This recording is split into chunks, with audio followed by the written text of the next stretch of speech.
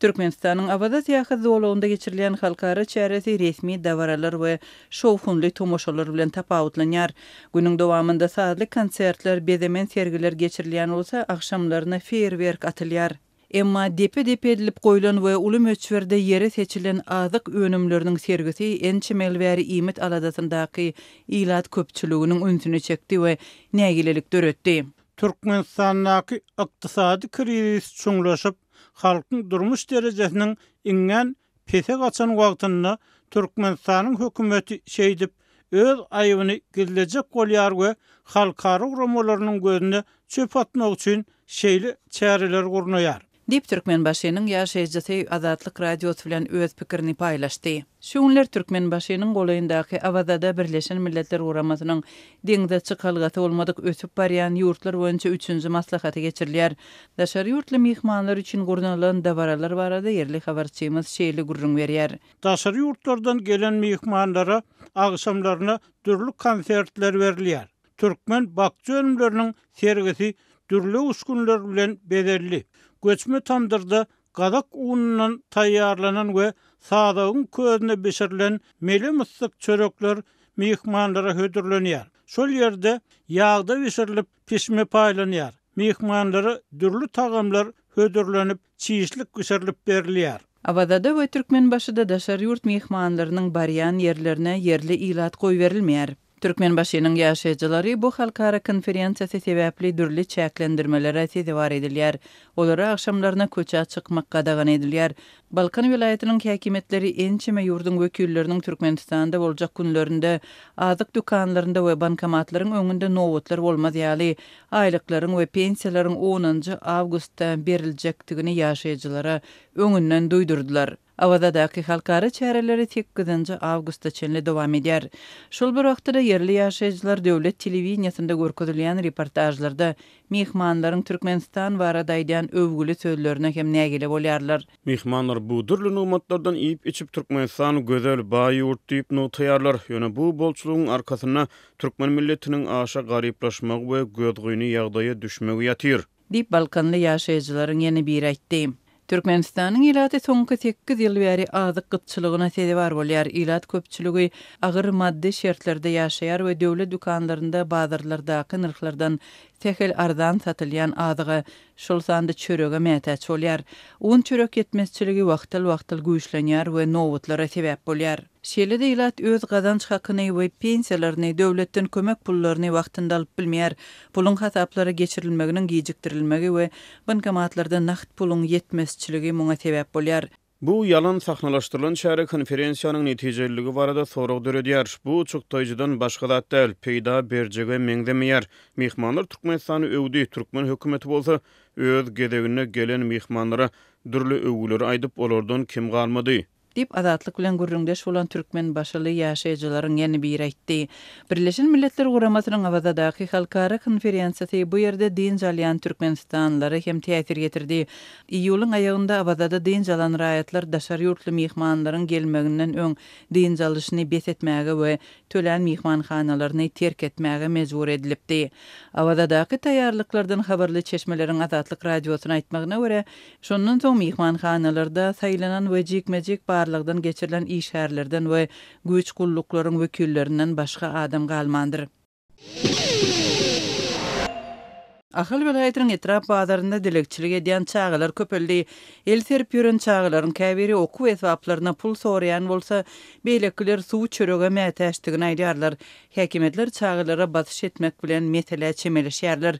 Şu günler ahalyň etrap bazarlarynda hem alyjylar hem de dilekçilik edýän çağalar köp göze ýylýar. Azatlyň yerli çeşmelerine görä olaryň köpüsi 12 we 14 ýaş aralygyndaky mektep okuwçylary. Çağlaryň arasyna okuw esbaplaryma pul gerek diýenlerim bar. Orta mektebe gitjek däl, galjak. Meniň ejem ýarany okassa bolup öýde ýatyr. Ýa-da kakamyz biri taşşady, başga hojulygy bar diýen çağlarym ken. Dip ahally çeşmeleriň biri 6-njy awgustda gurrun berdi. Azatlyk radiosynyň habarçysy bir näçe çağa bilen söhbetdeş boldy. Olar her gün dilekçilik etmäge çykýanlygyny, esasanyň bazarlarda we toý mekanlarynyň daşynda adamlardan pul soraýanlygyny gurrun berdiler. Başta utanıp yüz maskasyny dakanyp dilekçilik ederdik. Özlerimizi tanıtmazlyk islerdik. Klassdaşlarymyz gabat gelse gizlenerdik. Indi häzir biz her güni edil işe gatnan ýaly bazarlara, soň toý mekanlarynyň daşyna aýlanýarys diýip dilekçilik edýän ýetkinjek gurrun berdi. Dilekçilik edýän çağlaryň ýene biri öz maşgalasynda başga girdeji çeşmesiniň ýokdugyny, özüniň dilekçilik edip tapan puluna çörek we syrka wejetine derman satyn alýanlygyny gurrun berdi. Meniň ejem syrkow ýarany ok, men her gün derman satyn alýaryn, çörek satyn alýaryn. Öýde ejem düşökden zordan ayak ýoly turup bilýär. Şol sebäpden öýde nahar bişen ok, men dilekçilik edip gowy gazansam, onu diňe bir çörekde ýagly çöregim alýaryn we ejem bilen iýäryn. Kägünler diňe suw bilen gury çöregi ýäris. Dip çağaýdar. Mektep ýaşyndaky ýene bir çaga işläp gazan çetmek isleýändigini, emma hiç ýerde işe alınman soň dilekçilik etmeli bolýandygyny gurrun berdi. Men ilki moýkada awtogly ýumak üçin iş sorap bardym, emma nirek barsam ýaşyň kiçi saňa iş ýok diýdiler. Şeýle häzir ula adamlarym işi diýip aýtdylar, iş bermediler. Menne ýekije çykylgam galdy. Olam dilekçilik etmek. Men bu ýyl orta mektebe gitjek däl. Sebäbi geýmäne eşigim ýok, okuw esbaplarym ýok. Orta mektebe barsam ilki bilen mugallimler üstümden gülerler, soň sınıpdaşlarym. Dip çağaýdar. 14 ýaşly ýene bir ýetkinjek men her güni pul tapyp ejeme eklemeli diýär. Başga bir çaga menem ejeme ekleýärin diýip aýdar. Dilekçilik edip näçe gazansam 1 manadynam sowman ejeme eltip berýärin. Meniňem ejem syrkaw kakym türmede. Öýde menden uly we kiçi gyz doganlarym bar. Olar gazanan puluma çörek pomidor ýaly zatlary satyn alyp naharymyza seredýärler diýip 12 ýaşly çaga gurrun berdi. Etrap ýaşaýjylary we bazar satyjylary dilekçi çağalaryň göz görtele köpelenligini aýdyp, öň pensioner adamlar köp el sererdiler, indi çağalar kendi ýerler. Yerlik häkimetler we polisiýa işgärleri dilekçilik edýän çağalary kowmak bilen çäre görýärler. Polisiýa işgärleri bizi kowýar. Käte tutup awtolagyna mindirip gorkudýar. Kisemizi barlap, iri pullarymyzy alýar. Ýagny 10 manat ýa 20 manat çyksa, şolary alýar. Köpüklerimizi almaýar ýa-da kagaz 1 manatlyk bolsa, olaram almaýar. Şol sebäpden polisiýany görsek, edil Ezrail gören ýaly bolup gaçýar. Diýip bazarda dilekçilik edýän çaga gurrun berýär. Azatlyk radiosu bilen gürleşen ýaşaýjylaryň biri dilekçilik edýän çagalary nefsiniň agyrýanlygyny aýdyp, häkimetleriň biparklygyna we polisiýa işgärleriniň rehimsizligine nägile bolýar. Çagalar häzirden bazarlarda el sermeli bolýarlar. Agyr ýük taşymagda kaýyl bolýarlar. Bulary polisiýa kogalamaly.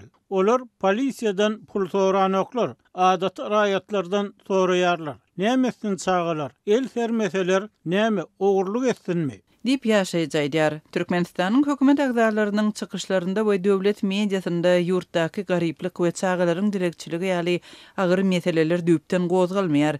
Şeýle-de bolsa ýurtda howandarlyga mätäs çagalara himayet bermek boýunça ýöriti guramalar döredildi. Esasy gurama Gurbanguly Berdimuhammedow adyndaky Haýyr Sagabat fonduna ýurdun häzirki prezidentiň aýal dogany we öňkü prezidentiň gyzy Oguljahan Atabaýewa başlygyň orunbasary wezipesinde ýolbaşçylyk edýär. Yerli häkimetler şular ýaly kıyın, agyr güni başdan geçirýän çağı köpörlü diýip ýokary habar bermeli we kösenýän çağalar barada Oguljahan Atabaýewa aýdyp kömek eder etmeli. Bu mesele çynlykka ýapyşmaly. Ol bazara gelen çağalary kogulaman ýerden çöregiýdiňmi diýip olara kömek etmeli, el uzatmaly. Dip ýaşaýjylaryň ýene biri öz pikirini paýlaşdy. Bu aralykda çağalaryny ekläp bilmän internatlara tapşyrýan enatalar hem az däl. Internatda 3 wagtyna naharlanyp bilýärler. Öýde günüň dowamında gyzgyn nahar bişmeýän günler kän diýip bir ene aglap gurrun berýär. Ýene bir ene gara işte işläp günümize 30-40 manat alýarys. Ol işler hem gündelik tapdyrmaýar diýär. Toy edilýän restoranlaryň ýanyna baryp çağalarymyza toýdan bir okura nahar soran günlerim hem bolýar diýip ene göz ýaşyny saklap bilmän gurrun berdi. Türkmen hökümeti ýylatyň durmuş derejesini we garyplyk ýagdaýyny görkezýän resmi statistikany çap etmän gelýär.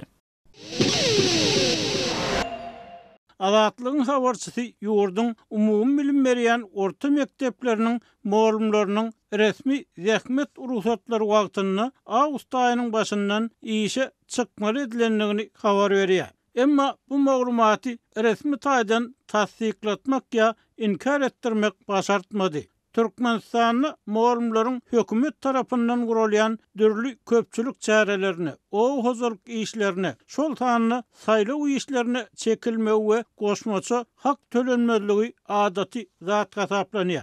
Resmi taýdan zähmet ruhsatyna çykan pedagoglaryň näme sebäpden işe çykarlanlygy düşündirilmeýär. Muğulumlar diýilen zat etmekden başga çäre tapmaýar diýip anonimlik şertinde urlaşan Magar Fişkär aýtdy. Ähli mugallim awgust aýynyň başyndan başlap bilim ministrliginiň dilden beren görkezmesi esasyna töregsiz işe çykmagy borçly edildi. Dip azatlygyň habarçysy bilen gürleşen muğullum aýtdy. Onuň tasdiklamagyna görä muğullumlardan ir sagat 8-den agşam sagat 16-17 çenli iş yerlerinde bolmak talep edilýär. Azatlygyň habarçysy bilen aýry-aýrylykda gürleşen muğullumlar sınıf otoglaryna oturup wagtlaryny boş geçirenler bilen halka hökümeti hiç bir hayır getirmeýänliklaryny aýtdylar. Sınıf otoglaryna oturup çay içip wagtymyzy boş geçirýäris. Biz bu wagtdan okullar başlamanka işe çykmaly etmeklerini näme many bardygyny düşünmeýäris. Dip muğullumlaryň biri öýde müň işiniň bardygyny, galy berse, din çalyş wagtyny çağalary, dosýarlary bilen bile din çalasynyň gelýänligini aýdyp nägileligini bildirdi. Şu aralykda muğullumlaryň käbiriniň enatalary jaň etmekleri netijesinde täze okuw ýylyna çağalaryň mektebe ellerini akgül destelerini alıp gelmeli edilmeklerinin hem ehtimally baradaky çaklamalar peýda boldy. Azatlygyň habarçysy bir näçe çağaty mektepde okuyan ene salgylanyp arkadaş şäherinde ýaşayan adamlaryň mektep çykdyjylarynyň akgülli gelmek ýaly täze talaplaryň hasabyna hem ýokarlanmagyndan alada edilýänligini, sebäbi döwlet çäresinde talep edilse akgülleriň hem bahalarynyň gymmatlajakdygyny aýtdy. Azatlygyň çeşmesi arkadaş şäheriniň muğullumlarynyň, sınıf ýolbaşçylarynyň öýlerine degişli çağalaryň hosarlaryna jaň edip 1-nji sentýabrda okuwçylaryň mektebe hökman suratda elleri ak güllerden baglanan çemenlik elmegini tawsyrýanlygyny tasdik etdi. Ýöne bu hil tawsyrygyň beýleki şäherleriň muğullumlar tarapyndan berilip berilmeýänligi belli däl. Öňkü prezident Gurbanguly Berdimuhammedow döwründe şahsiýet kultunyň bir bölegine öwrilen ak güller siýasatyny onuň ogly Serdar Berdimuhammedow hem dowam etdirmese ýaxşy. Dip azatlygyň söhbetdeşi aglawy köpçüligi yeter yetmez şertlerde ýaşayan adamlaryň bu hil zatlardan gaty nägile bolýanlygyny hem sözüne goşdy. Ýewropa ýurtlarynyň birine ýaşayan öňkü pedagog Türkmenistanyň muğullumlaryň saýlawlaryň galplaşdyrylmagyndan başlap dürli köpçülik çärelerini, ýogorlary, bag ekmek işlerine hem çekilýänligini, bu ýagdaýlaryň hemmesiniň olaryň hüner taýýarlygyna we at awraýyna ziýan ýetirýänligini aýtdy. Mugallimler bu ýagdaýlardan nägile, ýöne olary işlerini ýitirmekden, hatmiýata ýagdaýa düşmekden gorkup öz nägileliklerini açyk aýdyp bilmeýärler. Dip Aşgabatda 16 ýyllap çağ okudan öňkü muğullum aýtdy. Onun sözlerine göre Türkmenistanlı pedagoglar iňmir erksiz adamlar olup olaryň köp mesele barada öz pikirini aýdyp bilmezligi, hem işe eginlerini gasyp ýaşamagy, soňu bilen okudyan çağalaryna hem gylyk käsiýet bolmaly bir zat bolup geçýär.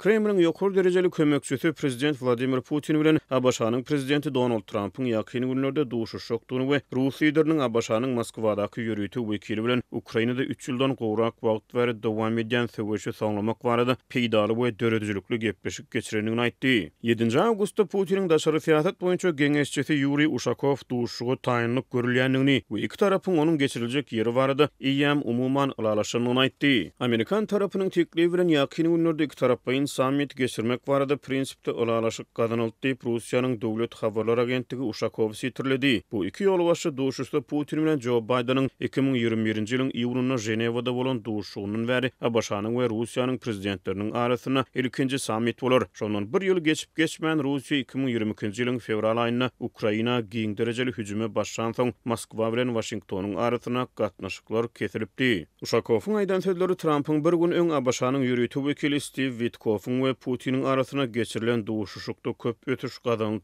Putin bilen yakın wagtda duşup biljekdigini aýtmagynyň izýanyna gawat geldi. Yakın wagtda duşugyň bolmagyna gaty mümkinçilik bar diýip Trump aýtdy. Mundan öň onuň metbuat sekretary Trump'yň Putin bilen Moskwanyň Ukraina hüjümine ara alyp maslahatlaşmak üçin açykdygyny tasdiklady. Duşugyň öwedine Putin'in haýsydyr bir zat teklip edip etmänligi barada sorulany Trump barada hiç ýyly maglumat bermedi. Diňe şu güni gaty netijeli gepleşikleri geçirdik diýdi. Donald Trump'yň aktamda jurnalistler bilen bu söhbetdeşigi onuň metbuat sekretary Caroline Levitt'in ruslaryň prezident Trump bilen duşuşmak isleýänliklerini prezidentiň hem Putin hem de Ukrainanyň prezidenti Volodymyr Zelenski bilen duşuşmagy açykdygyny aýdandan soň boldy. Ýewropa Birleşigi derejesindäki diplomatik çeşme Trump Putin ikişak duşugy meýilleşdirilýän ýaly diýip Azatlyk radiosyna aýtdy. New York Times neşriniň we CNN habarlar gullugynyň maglumatyna görä Trump innikepde ýerden Putin bilen görüşmegi meýilleşdirýär. Soň bolsa Putin we Ukrainanyň prezidenti Volodymyr Zelenski bilen üç taraplyň duşuşma isleýär. Duşugyň nerede geçiriljekdi barada hiç ýyly maglumat ýok bolsa da Putiniň 7 awgustda Birleşen Arap Emirlikleriniň prezidenti bilen duşuşmagy meýilleşdirilýär. Käbir media maglumatlaryna bu çeşmelere salgylanyp gepleşikleriň geçiriljek ýeri hökmüne agdaldy. Halkara krizis topunyň Ukrain analitigi Lucian Kim Putiniň Zelenski bilen duşuşmak islemeýändigini, ýöne onuň Trump bilen duşuşmak mümkinçiligini hem elden bermek islemeýändigini Azatlyk radiosyna aýtdy. Onuň konflikt çözmek baradaky pikiriniň Trump'yň ýa-da Zelenskiň pikirinden düýpgeter tapawutlygyny bilmelidir diýip Kim aýtdy. Putin Russiýa bilen Abaşanyň arasyna dartgynlyk gatnaşyklary gowulaşdyrmak islegini we 2022-nji ýylyň fevral aýyna giňerimli çoduş bilen Ýewropada 1945-nji ýyldan bäri iň uly uruşy başlap Ukrainany boýun egdirmek ugruna alyp barýan tagyrlalaryny deň awramlaşdyrmaga finansiýar. Ushakov, Witkov bilen Putiniň Kremldäki takminan 3 sagatlyk duşugyny gaty peýdaly we döredüzlükli diýip atlandyrdy. Potensial sammit Witkov we Putin arasyna duşukdan soň Trump bilen Zelenskiň arasyna bolan telefon gepleşigine ara alyp maslahatlaşyldy. AFP habar gullugyna görä bu söhbetdeşige NATO'nyň baş sekretary Mark Rutte we Britaniýanyň, Germaniýanyň hem Finlandiýanyň liderleri gatnaşypdyr. Trump Zelenski we Ýewropaly ýaranlar bilen telefon arkaly görüşendigini aýtdy we bu uruşyň gutarmaldygyna hemmeler razy. Ýakyn günlerde we hepdelerde bu ugurda işler diýdi. Zelenski şol gepleşigiň ideýany hyzmatdaşlarymyz bilen umumy pozisiýamyz açaçan, uruş gutarmaly, adalatly gutarmaly diýip X'de ýazdy. Kremldäki duşuk Trump'yň Putiniň Kiýew bilen ok atışygy beretmegi talap edip bolmasa Russiýanyň uruşy maliýeleşdirmek üçin ulanýan newit girdijilerini azatmaga gönükdirilen goşmaça salgytlary girizmek barada ılan eden we 8-nji awgustda bellän wagt möhletiniň öňü tirasyna geçirildi. Şeýle hem aktam Russiýanyň söwüş maşynyny maliýeleşdirmäge kömek edýän ýurtlara garşy 2-nji derejeli çäreleri girizmek bilen haýbat atdy.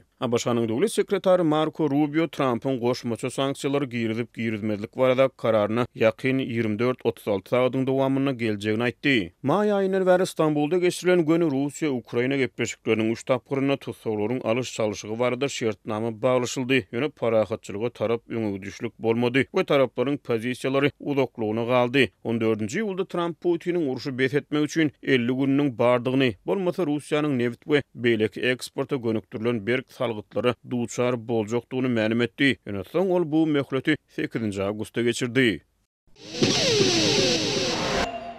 Azatlyň akallyk habarçysy Türkmen häkimetleriniň Aşgabatda ödeýän görnükli nişanlaryň birini 8 guruşly ýyllady. İçinde 5 kelleli bir güç şekili bolan nişany sebäbini düşündirmeden birden gadagan edenligini, ulaglaryny şeýle nişan bolan sürüjelere jerime salynýanlygyny, bu nişanlar satýan dükançylaryň hem ýüzünden sypylmaýanlygyny habar berýär. Halk içinde 8 guruşly diýilýän nişan Türkmen metbuatyny Oğuz Xanyň 8 guruşly diýilip atlandyrylýar. Türkmen metbuatynyň ýazmagyna görä, Türkmenistan Teleradio Ýaýlymlar Merkezi 2011-nji ýylda ulanmaga berilen bina hutçy ýyllygyň şekilinde gurulyp dünýäniň arhitektura teknik usuly şekillendirilen iň uly ýylly diýen at bilen dünýä rekordlarynyň sanagyna goşuldy. Şeýle-de 2014-nji ýylda bu ýyllygyň şekilini täze orden, Oğuz Xanyň ýyllyk ordenini öredildi. Ahal tebitiniň hukuk goraýjy edaralarynyň işgärleri dükanlara, bazarlara reýt geçirip 8 ýyllyk içinde 5 kelleli bürgüt bolan nişanlary satýanlara jerime salýarlar. Bu nişanlary awtologlarynyň öňüne dakan sürüjüler hem ýol goýugçylyk gullugynyň işgärleri tarapyndan saklanyp, olaryň awtologlary jerime duralgasyna alınıp gidilýär diýip habar çaýtdy. Awtologlaryny 8 ýyllyk nişan tapylan sürüjülere 55 manat jerime ýazylýar diýip ulogy jerime duralgasyna äkidilen we jerime tölen sürüjü habarçymyz bilen öz tejribesini paýlaşdy. Meni ýolda ýol polisiýasy saklady we sürüjülük şahadatnamamy aldy. Soňra awtologumy jerime duralgasyna dokdy. Şondan soň maňa näme üçin dastavka edenini aýtdy. Ondan öň soranymny häzir aňyry baraly, şonu düşündirenni piştat aýtmanny. Meniň awtologumyň öň kaýnasyna 5 kelleli 8 buruşluk nişan asylgydy. Şonu görkezip şul gadagan, asmak, hatda satmak, satyn almak hem gadagan. Bu prezidentiň kanuny idi. Aýry-aýrylykda gurlaşylan sürüjüleriň aýtmaklaryna görä, saklanan adamlaryň bu gadaganlykdan habarym ýokdy. Men ony buýsanyp öz ýurdumyň nişany hökmüne taktym diýen sözleri peýda bermeýär. Bolýa aýyrmaly bolsa aýraryn jerime ýazma diýip haýyş etdim. Ol diňlemän 55 manat jerime ýazdy. Soň ony töledim. Awtologumy jerime duralgasynyň çykarmak üçin jerimeniň daşyndan ýene bir 50 manat tölemeli boldum. Diýip Aşgabatly sürüjü aýtdy. Adatlygyň söhbetdeşleri bu gadaganlygyň hiç bir ýazmaça, ol ýa-da beýlek görnüşde resmileşdirilen görnüşini görmänliklerini, dillen verilen görkezme meňzeýänligini aýtdylar. Biziň ýurdumyz nähilay öňünden hiç bir duýduruş bermän adamlary halky habardar etmän, günüden güne güpbas edip hamaly uly bir jinayatçy tutunýan edip ýolda tutsak edýärler. Diýip sürüjü aýtdy we biziň ýurdumyzdan başga ýerde şeýle zat barmy diýip sorady. Şeýle de ol bu gadaganlygy hukuk goraýjy işgärleriň arasynda hem bilmeýänleriň bardygyny, öz saklanan wagtyna öň kaýnasyndan 8 ýyllyk nişany asyp gelýän polisiýa tansynyň hem saklananlygyny, emma jerime ýazman diňe häzir bolanok aýray diýip onuň bilen mülakatly gurlaşanlyklaryny aýtdy. Egerde kanun bar bolsa, onlar hemme deň bolmalyra. Olary da jerime ýazmalyra diýip söhbetdeşimiz aýtdy. Dukanlary barlayan hukuk goraýjylar aýdylmagyna görä ilki gelip näçeden nip gadagan ýylýan nişanyň birini satyn alýarlar we soňra satyjyny gorkulmaga başlaýarlar. Bu döwlet nişany. Senin bulary satmaga hakyň ýok. Bu jinayet diýip hukuk goraýjylar ol nişanlary satlykdan aýyrtmak bilen oňman sizi polisiýa darasyna ýygnamaly boljak diýip satyjylary gorkudýarlar. Anonimlik şertinde gurlaşan satçylaryň tasdiklamagyna görä, olardan açylmadyk jinayet işini yapmak üçin 300-500 Amerikan dollar möçberlerine para soralypdyr. Bolmasa sen göni ýürýän, häzir aňry baran soň bul nyrha çözüp bilmersiň diýdiler. Ilki oýun edýändirler öýtdim. Soň görsem bular çynyrgadyp barýarlar. Türkmenistanyň prezidentiniň tuğy prezident häkimetiniň esasy nişany muny satmak jinayet hasaplanýar diýdiler. Men soralan Amerikan dollaryny bermäge kaýyl boldum. Hamala men özümi neşe sowdasynda tutulan ýaly duýdum. Diýip bir dükançy öz baştan geçirenlerini gurrun verdi.